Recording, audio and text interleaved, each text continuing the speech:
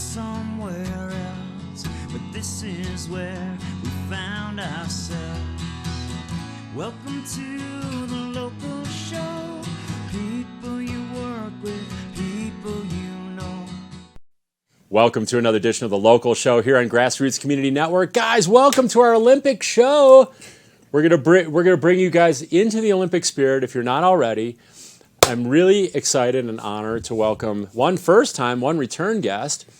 Now that they're husband and wife, we've got Simi Hamilton and Sophie Caldwell Hamilton. Welcome to the show, guys. Thanks for having us. Thanks for having us. Pleasure to be Great here. being back. Well, thanks for being here, especially during the Olympics. I'm so excited. I don't know about you guys, but every free moment I am home, that TV is on, going between NBC and USA, back and forth, depending on what's on. Sim was up at 3 this morning watching the Olympics. I set my alarm for 3:20, and I was No watching kidding. The sprints. The cross country sprints were on at 3:30. So I watched all the heats and the finals, and then went to work at 6, and it's a great morning. Yeah, early rising, that's for sure. Yeah. So did any Americans fare well? Yeah, we had Jessie Diggins won. She won a bronze. She was third in the skate sprint this morning. That is and awesome. Rosie Brennan was fourth, so they were both in the finals. Rosie was just half a ski length from the medals. Oh my gosh! So I'm sure she's hungry for a lot more, and there's a ton more racing coming up for pretty much the whole team. So a lot more chances, and the guys did well. We had 4 guys qualify for the heats, and Nice. Ben Ogden, who Soph kind of grew up with in Vermont. Babysat. Babysat, yeah. He's a little younger. Is that his nickname or something?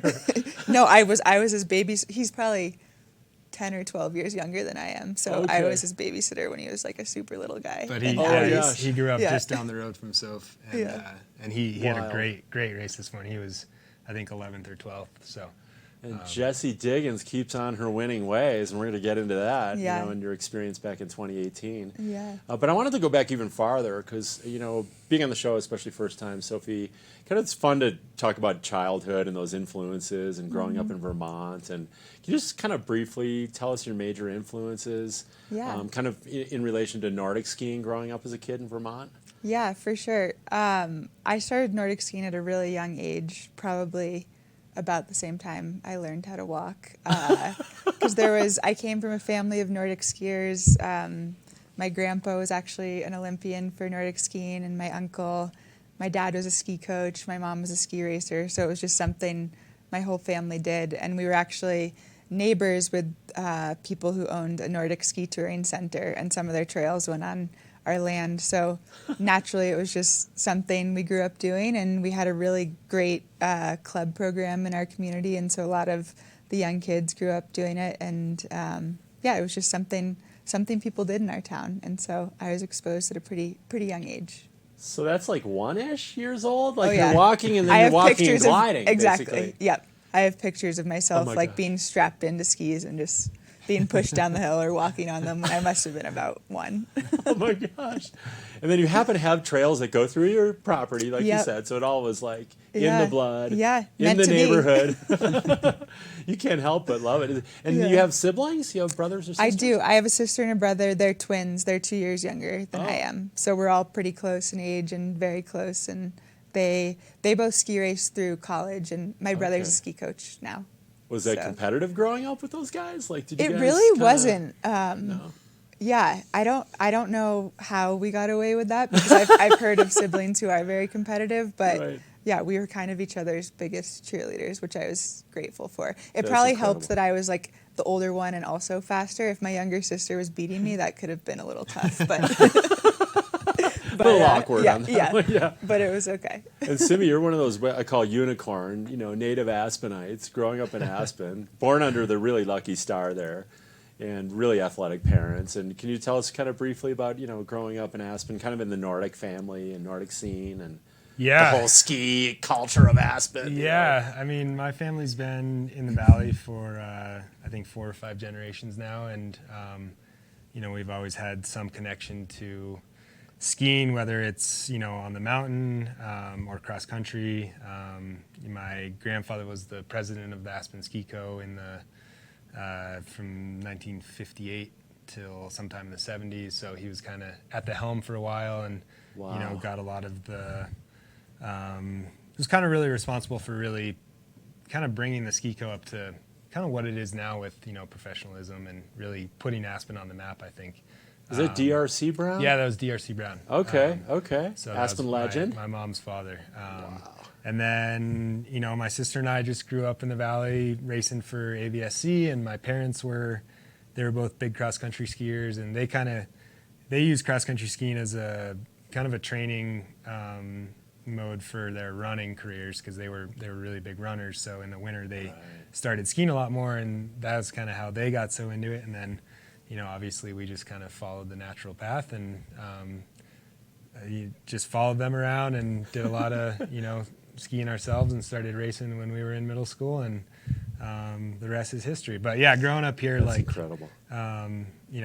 felt like we were always outside, whether it was cross-country skiing or alpine skiing or backcountry skiing, or just always connected to the mountains and connected to winter. And so it's pretty lucky to be one of those kids growing up here. And then what were some of your favorite Aspen, like summertime activities, hiking and biking kind of? Yeah, I rode my bike what seemed like every day when I was a kid. Okay. I grew up kind of over by the old art museum, so Okay. close to the base of Smuggler and the Hunter Creek Trail system. And Okay. my dad loved to ride, and I had a bunch of really, really close friends that loved to ride. So we would, instead of coming home and turning on the TV or playing video games or something, like we would just get on our bikes and usually go ride up Smuggler and then back into Hunter Creek on, some of those old single track trails up there. We called, there's one trail, it's called Iowa Shaft, but we always called it Haunted Pipe, because there was, the pipe that went down to the old mine in there, and we'd stop and throw rocks That's in it what because I it was do, so yeah. deep. And you'd listen, and we thought it was haunted because it was just would make the craziest noise. So we called it Haunted Pipe, and it seemed like we would go ride like the Haunted Pipe loop pretty much every single day after school. So I grew up, Wow. mostly riding my bike around here, but also obviously exploring the high peaks on foot, and climbing 14ers with my family, and did a lot of kayaking growing up. So kind of doing it all. It's like Incredible. silly to live in a valley like this and not really take advantage of all the incredible things. And so it was cool to be in a family that really just pushed both me and my sister to get outside and take advantage of all the incredible things we can do here. I mean, just blessings, like on so many levels there. All Yep. those things you just touched on, or I like to say check D, all the above. Yeah. All those amazing things you get to grow up and experience, and now you're back and you're Yeah. probably resuming. It's like Oh, yeah. resume or hit pause and take off pause and back to biking and kayaking and all I don't the think variety, right? I don't have quite as much energy now as I did when I was about not true. That when I was changes a little 13 bit. years old. So I try to fit everything in now, and I get pretty tired trying to do it all, but it's fun to at least try to do. So Sophie's like, he doesn't get that worn He out. does not get He's a tired. machine.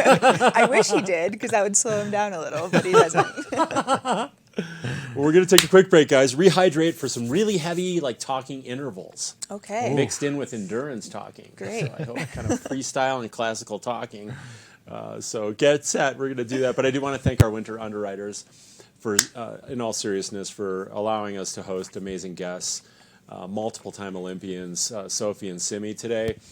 We've got Gonzo Nation, Haiti Children, Highlands Ale House, Klug Properties, Obermeyer, Picken County Landfill, last but not least, Sundog Athletics. We'll go to our only break of the show, guys. We'll be back in less than 2 minutes with Olympians, Nordic skiers, now AVSC national comp coaches, Simi and Sophie, so don't go away.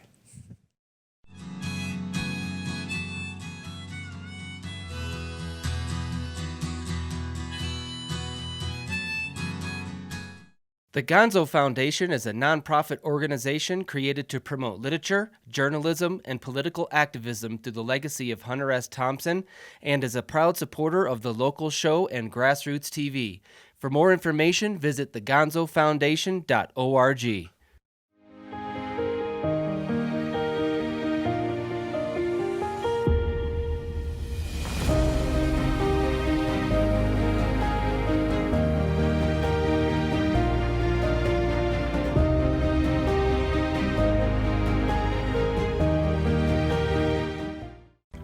I'm so passionate about this community. I absolutely love living here and raising my family here. It gives me a lot of pride to share this with my friends and my clients and help them achieve their dreams of owning an Aspen snowmass and enjoying this incredible lifestyle.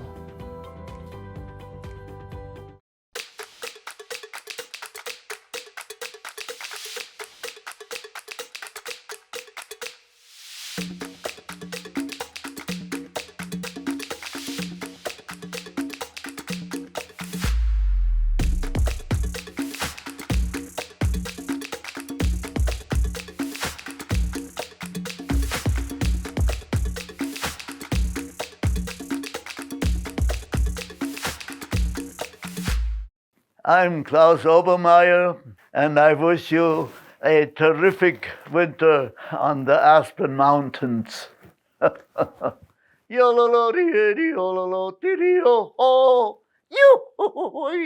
Locally owned and located at the base of Aspen Highlands, Highlands Ale House features delicious scratch-made comfort food, cocktails, beer, and more. Their sunny outdoor deck is ski in, ski out. 2 miles from Aspen, they're open daily, winter and summer. Sundog Athletics, Aspen's adventure sports school, is your opportunity to experience private, all-inclusive snowshoeing, cross-country skiing, and fat biking instructional adventures that will improve your safety, performance, and enjoyment. Welcome to the local show.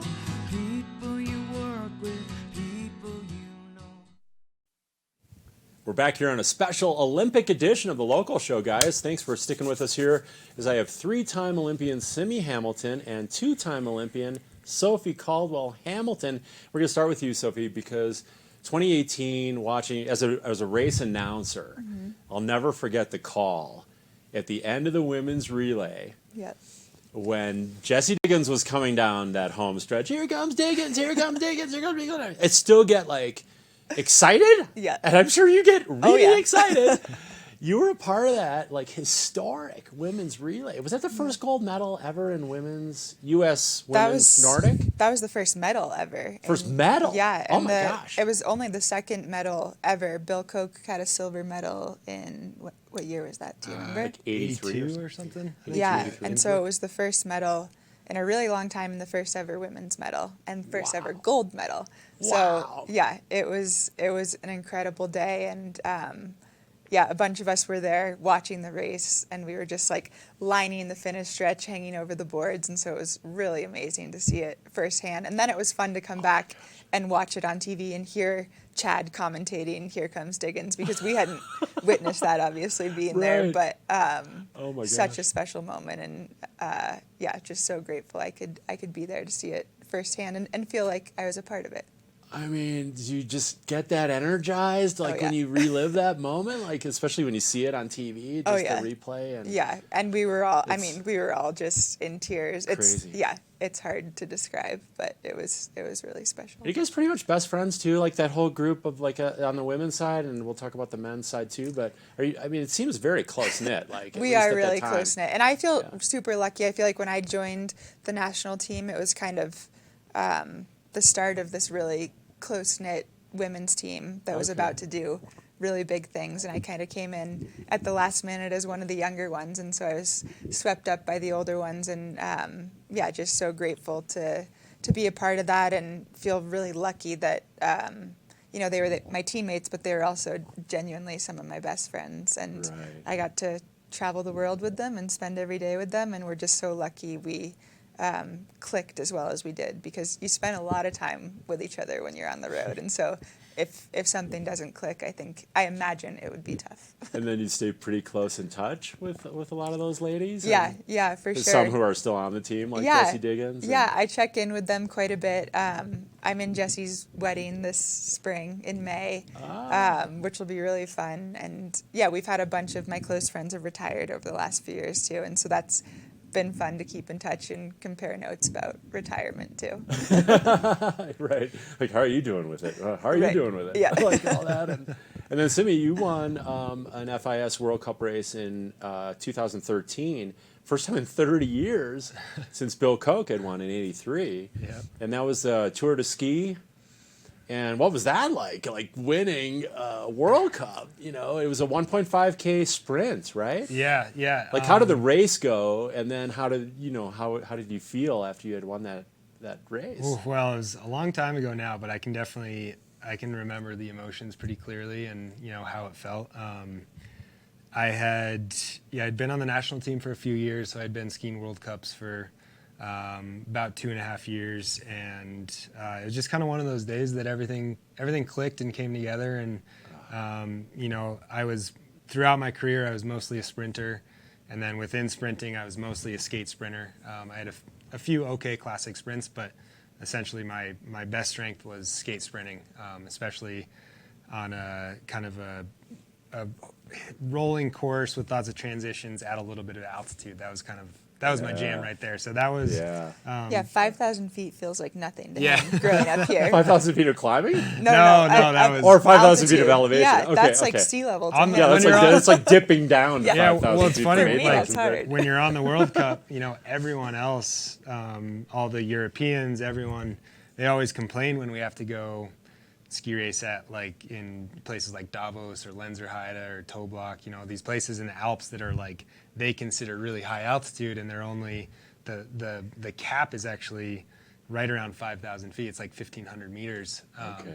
So I was like, what are you guys talking about? This isn't high altitude. I can still move fast. And so I always, I did pretty well at those like high altitude sprints. Right. And yeah, that race was a really cool feeling. Everything just came together, and like you said, the last male to have won a World Cup before that was Bill Koch, who's just, he's always been a huge inspiration to me. And so to be able to be that next guy in line to do that was super cool. And wow.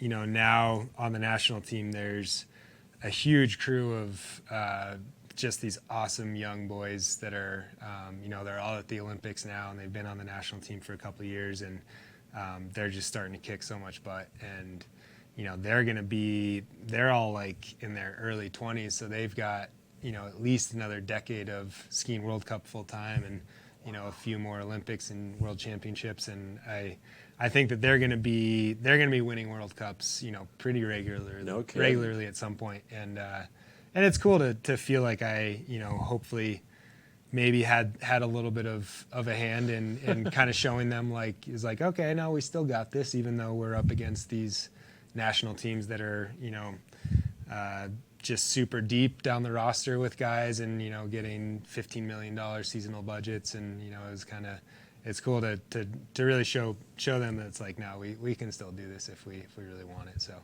It's pretty interesting because if you backtrack, like Bill Koch was your hero, Simi Hamilton might have been their hero, kind of as they're growing up, looking up at, U.S. ski team guys as their role models. And I don't know if they had your poster on the wall, but that must be kind of an interesting feeling, like now that you're the guy. Yeah, it's cool. It's like, I think both Soph and I felt like as we were getting older in our careers and starting to slow down a little bit, like it's a little frustrating to feel like you're slowing down. You're like, oh, I definitely can't, move quite as fast as I could 5 years ago or 10 years ago. But it is very inspirational and motivational to kind of feel like you're moving into that role of becoming more of a leader and more of a role model for these younger kids coming up. And you're just as valuable as you were 10 years ago, just in a very different way. And so I think the last couple of years, especially that we were on the national team, to be able to really feel like we were filling that role was something pretty special and cool to be able to do. Yeah, we were talking a little before the show about the great feeling of the rewarding feeling of being able to influence other people. As athletes, we're pretty selfishly competing and training and, getting these results for ourselves, our team. Mm-hmm. But when you can influence younger people, Sophie, I mean, what's that like now as a coach for AVSC? Like, how does that feel? You're taking these skiers out and training, right? Yeah. And teaching them different things? It's been so fun, and it's really good for us to be on the other side of it. We've been coached for so long and gone through these motions so many times, but never really had to think about how to explain it to someone. And Right. so I remember in the beginning, I felt like I was just word vomiting and I didn't know if it was making any sense, but they are so like willing to absorb anything you say. And they're so psyched and eager and just like willing to learn. It's been so much fun. And I think we've both found a lot of meaning and value in coaching. And I think the kids are loving it. And, you know, it was cool because we used to come back and try to do a training session or two whenever we were back visiting.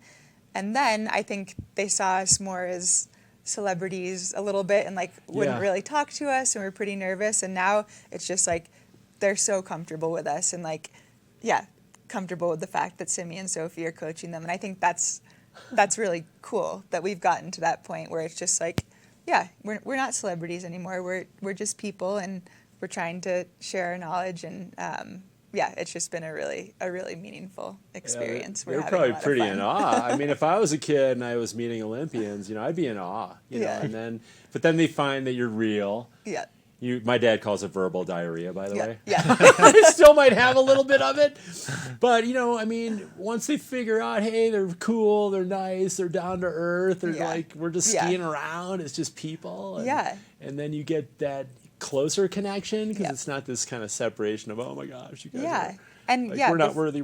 Before it was just like these people they would see on TV. So I think it's really important to make that connection and be like, no, they're just people like the rest of us, and we can get there too someday if we want to. So let's talk about the Olympic experience because, well, almost none of us have been behind the scenes as an athlete, but kind of we'll start with you, Simi. Like, I guess the experience itself, like opening ceremonies and kind of the pomp and circumstance and the spirit of the Olympics. I mean, can you talk about that? And then maybe talk about what it feels like just before competing at the Olympics. This is it. The whole life has led up to this moment. All the training, all the competition, all the World Cup. But kind of the overall Olympic experience and then kind of that feeling like as you're preparing right before an event. What's that like, you know, to... Oh, it's funny because, you know, for us, like, well, for every athlete that goes to the Olympics, like, it's such a big deal and there's so much hype and so much buildup and everything. But at the same time, like, for us, it kind of felt like just another race weekend. Like, obviously, there's so much more involved and, you know, there's all these different things that you have to do with security and, you know, different rules, and you are wearing like a different race suit and stuff, but you're racing against like the same people that you were last weekend, the same people that you're going to be racing against the weekend after the Olympics. Like, so in a lot of ways, it's nothing different from what we were used to, but then there's all this crazy stuff added on, and so you really have to, like, I think the trick to it all was like being totally wowed and, you know, amazed and inspired by like the Olympic energy, but then still being able to kind of rein yourself back in and keep everything in check and just say like, hey, this is just like every other race weekend we've ever had. You know, in a lot of ways, it's actually a little bit easier because there's only 4 athletes per nation that can start in an Olympic race, and in a normal World Cup, different countries have different quotas. So some like if you're racing in Norway on the World Cup, you'll be racing against like 12 Norwegian guys in one race. So in a lot of ways, the Olympics is actually a little bit more manageable. Less crowded in the field. Exactly. Right? Yeah. So you can maybe move around and have different, more freedom to move through the field. Exactly. And compete, exactly. Right? That's interesting. Yeah, it was just, you know, it's an incredible experience going there, and you know, I was lucky to go to 3 Olympics, starting with Vancouver, and that was incredible because it felt like home. You know, it was you know, just outside of Vancouver, so it was in big peaks like the Rockies and, you know, like we have right here, and you know, basically my whole family came up, and so that was a great games just to kind of get those Olympic butterflies out of the way, and you know, and then Sochi and Pyeongchang were a little more kind of focused and dialed, and you know, unfortunately, I never had the results that I really wanted to have at the Olympics. Had kind of some mishaps here and there, but just still incredible experiences, and really fun to just be part of that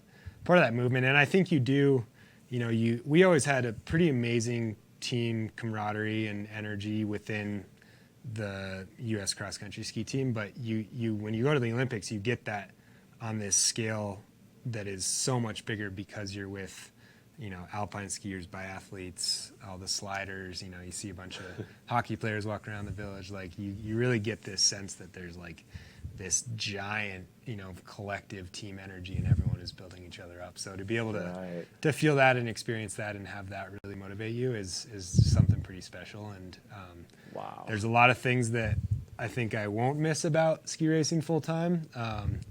But that's, for sure, like going to the Olympics and feeling that kind of energy is something that I will for sure miss and, feel a lot of nostalgia for. That's in incredible. the future, so. Yeah, there's so many different layers, like so many aspects of it. Unfortunately, we're out of time, so we're going to have you guys back on. Are you guys around this summer? Yeah, We are. kicking We're around? around. Yeah. Okay, well, we'll have you back on. Did you have fun on the show today? That was yeah. awesome. Great I to be baked you here. guys cookies. You actually did. This might Thanks, guarantee Erik. that you come back, I hope, Thank this you summer. so much. Did you guys have fun? Thank you. Yes. Yeah. Thank you guys for joining Of us. Thanks a lot, course. Thank you guys for all you do for the athletic Nice. community and our Roaring Fork Valley community. Of course. And thank you guys for watching this week on our special Olympic edition of The Local Show. The Gonzo Foundation is a nonprofit organization created to promote literature, journalism, and political activism through the legacy of Hunter S. Thompson, and is a proud supporter of The Local Show and GrassRoots TV. For more information, visit thegonzofoundation.org.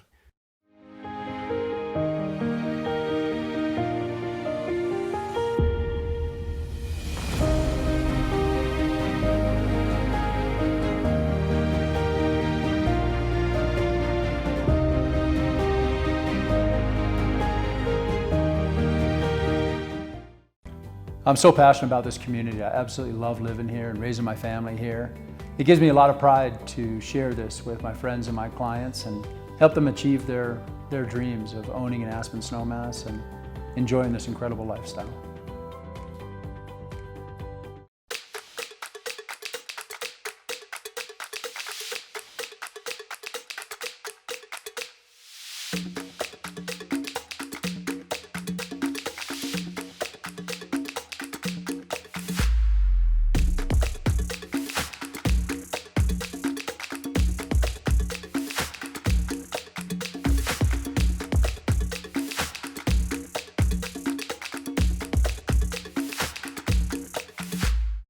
Sundog Athletics, Aspen's adventure sports school, is your opportunity to experience private, all-inclusive snowshoeing, cross-country skiing, and fat biking instructional adventures that will improve your safety, performance, and enjoyment.